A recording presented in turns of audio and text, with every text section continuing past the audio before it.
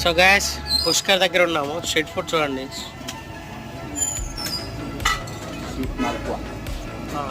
Famous मिठाई है sweet మాల్కోవా అంట. ఇది మన దగ్గర మాల్పూరి అంటారు, ఇక్కడ మాల్కోవా. చూడండి స్వీట్స్ కూడా ఉన్నాయి.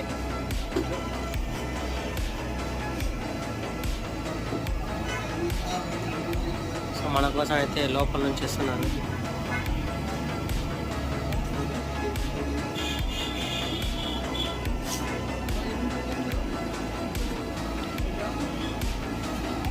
అయితే చాయ్ చెప్పాడు, చాయ్ రెడీ అవుతుంది.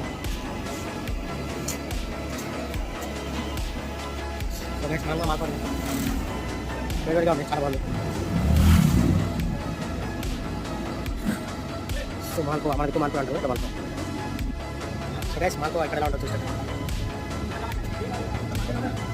సో గైస్ మన దగ్గర దొరికే మాల్పూరి ఇలానే ఉంది. సో డెఫినెట్గా